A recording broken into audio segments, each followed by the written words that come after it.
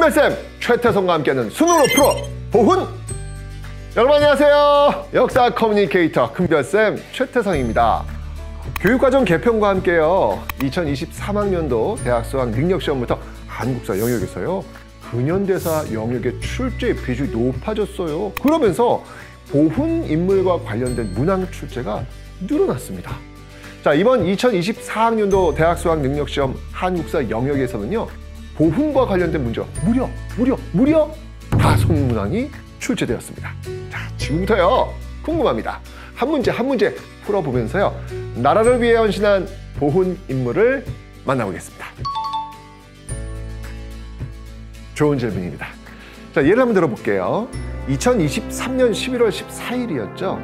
대조선 독립단 총단장 정도욱 지사의 유해가 조국을 떠난 지 120년 만에 대한민국으로 봉환되어 국립대전 현충원에 안장됩니다. 정도욱 지사는요 하와이에서 한인사회를 이끌면서 대한민국 임시정부와 한국광복군 후원, 외교 및 선전사업, 중국과의 연대를 통한 항일투쟁 등 정말 다양한 활동을 전개한 인물이었는데요. 1995년 건국훈장, 애국장이 추서된 분입니다. 자, 보훈. 이 보훈은요 국가 유공자의 애국정신을 기리어 나라에서 유공자나 그 유족에 대해 예우와 보답을 하는 일입니다.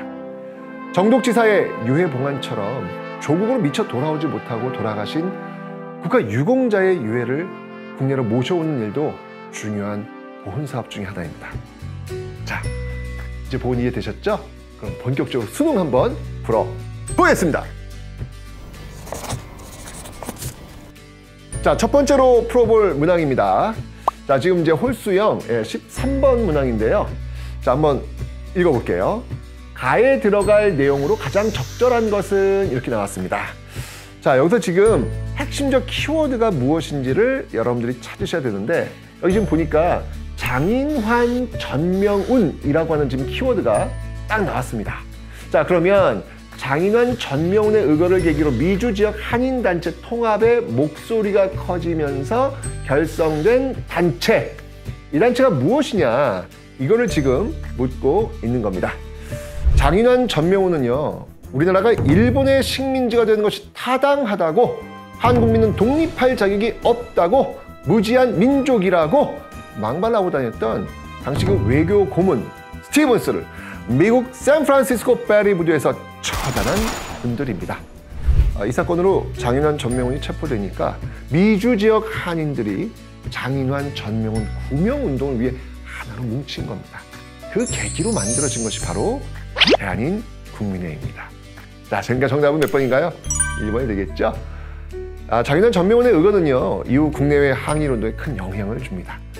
대한민국 정부는요 그래서 장인환 전명운 선생의 공훈을 기리어서 1962년 건국훈장, 대통령장을 추서합니다.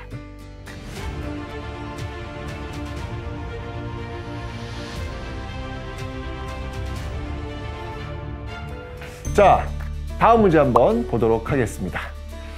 자, 이 대한제국의 외교권을 박탈하는 가해 체결. 자, 대한제국의 외교권 박탈 조약 뭡니까? 네, 바로 을사늑약이 되겠습니다. 고종은요 을사늑약의 부당성을 이 국제사회에 알리기 위해서 네덜란드 헤이그에서 개최된 만국평화회의에 특사를 파견합니다. 그런데 일본은 대한제국이 외교권이 없는 상태에서 특사를 왜 파견했느냐? 이런 구실을 대면서 결국 고종 황제를 강제 퇴위시키죠. 자, 따라 정답은요 바로 4번 헤이그 특사가 파견되는 원인이 되었다를 답지로 고르시면 되겠습니다. 사실 이제 문제에서 소개된 소설 황제의 옥새, 여기 주인공은요 영국 출신 언론인 베델입니다. 이 베델은요 양기탁과 함께 대한매일신보를 창간한 인물이죠. 영국인은 당시 한국에서 치외 법권의 특권을 누리고 있었기 때문에 베델이 발간하는 신문은 일제 통감부의 그 검열과 압수를 피할 수 있었던 겁니다. 베델은 그래서요 이 신문에 을사늑약의 부당함을 알리는 논설, 그리고 이 고종의 밀서 이런 걸 게재했고요. 장인환 전명운의 의거, 또 항일 의병활동에 대한 호의적 기사를 싣기도 했습니다. 베델은요 사망 후에 서울에 있는 양화진, 양화대교 쪽입니다. 양화진 외국인 묘지에 묻혔고요. 비록 외국인이지만 항일 언론인으로서 한국의 독립을 위해 기여한 점을 인정받아서 1950년 대한민국 건국훈장 대통령장을 추서받았습니다.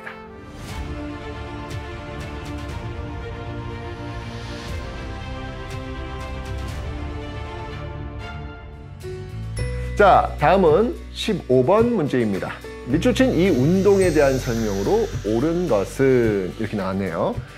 자, 일제의 강압적 통치에 대한 반발, 또 이 고종의 서거, 또 민족 자결주의, 대두, 이거 배경으로 일어난 운동은 뭐예요?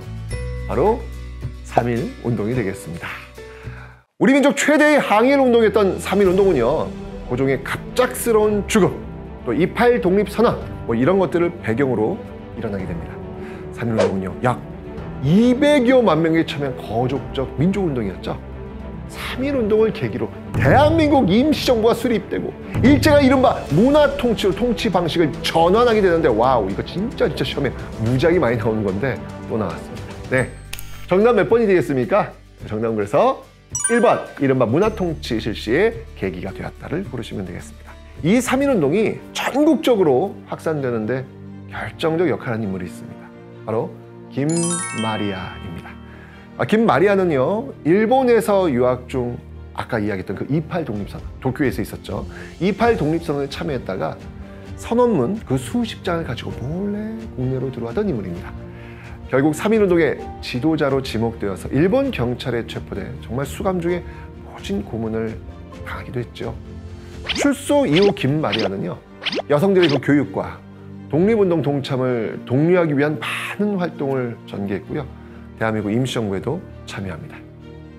대한민국 정부에서는요, 이러한 김마리아 선생의 공훈을 기리어서 1962년 건국훈장, 독립장을 추서합니다.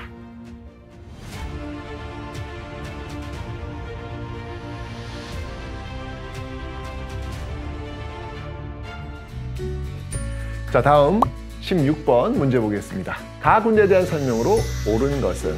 자, 이 자료에서 핵심적인 문장은 뭐냐면요, 바로 미국 전략정보국 OSS 나왔네. 야, 여기와 이제 합작하여서 국내 진공 계획을 수립하게 되었다. 요 부분이 되겠네요. 그죠? 자, 이 내용을 통해서 우리는 이 가 군대가 바로 한국 광복군인 걸 알 수 있습니다. 뭐 시험에 무지하게 많이 나오는 그런 단체죠. 대한민국 임시정부는 1940년 충칭에서 한국 광복군을 창설하죠. 태평양 전쟁이 일어나면서 대한민국 임시정부는요, 연합군 편에 서서 정식으로 대일선전 포고를 합니다. 그리고 영국군과의 그 합동작전을 위해서 인도 미얀마 전선에도 파견되었고요. 또 미국 전략정보국과 합동으로 국내 진공작전을 계획하기도 했습니다. 자, 그래서 정답은 네, 바로 5번 인도 미얀마 전선에 투입되었다를 고르시면 되겠네요. 자, 그런데 여러분들, 이 한국 광복군을 지휘한 총사령관 누군지 아십니까? 이분도 정말 시험에 많이 나옵니다. 바로 지청천입니다. 지청천은요, 일본 사관학교 졸업 후 중위가 되었지만 이 3.1 운동 이후에 일본군의 그 군사훈련 책자와 지도 등을 가지고 망명해서 독립군에 합류했던 인물이죠. 그리고 신흥무관학교의 그 교성대장이 되어가지고 정말 수많은 독립군을 길러냈습니다. 1940년 한국광복군 창설에 참여하면서 광복군의 그 총사령관을 맡기도 했죠. 이처럼 정말 지청천은요, 항일 독립군을 대표하는 인물이었습니다. 대한민국 정부는 지청천 장군의 공훈을 기리어서요, 1962년에 건국훈장, 대통령장을 추서했습니다.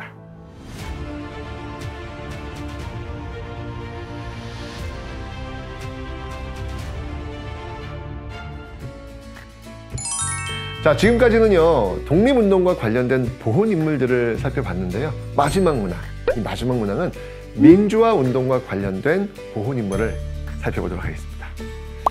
자, 문제 한번 보겠습니다. 19번 문제네요. 자, 미추친 시위에 대한 설명으로 옳은 것은 이렇게 나왔는데, 뭐 지금 키워드가 뭐 막 나오고 있습니다. 지금 4월 19일 총궐기 했고요. 3.15 부정선거와 독재정부의 반민주적인 행위를 규탄했다. 뭐예요 이거는요? 바로 4.19 혁명임을 바로 알 수 있습니다. 자, 이승만 정부와 자유당이 대대적인 부정선거를 벌이게 되니까 이를 규탄하는 학생들의 시위가 일어나죠. 시위 과정에서 실종된 김주열 학생이 최루탄을 맞고 숨진 채 발견되면서 이 시민들의 분노가 폭발했고, 그러면서 그 시위가 전국적으로 확산되게 되었습니다. 결국 이승만은 그 국민의 요구를 받아들여서 대통령직에서 물러났고요. 허정을 수반으로 하는 과도 정부가 수립되었죠. 자, 이 과도 정부는요, 양원제 국회 구성과 내각 책임제를 기반으로 하는 헌법을 개정을 합니다. 개정된 헌법에 따라서 바로 장면 내각이 출범을 했던 것이죠. 자, 그 따라 정답 몇 번인가요? 정답은 5번. 내각 책임제를 골자로 하는 개헌의 계기가 되었다를 답으로 고르시면 되겠네요. 2023년 4월 19일 4.19 혁명 63주년을 맞이해서 정부는요, 4.19 혁명 유공자 31명에게 건국포장을 수여했습니다. 이때 건국포장이 수여된 유공자 중에서요, 고 김주열 열사의 어머니 고 권찬주 여사도 포함되었습니다. 고 권찬주 여사가 3.15 의거 이후에 아들 김주열의 죽음을 은폐하려는 권력기관의 부당한 행위에 항거함으로써 정말 이 4.19 혁명 확산에 기여한 점이 인정되었기 때문입니다.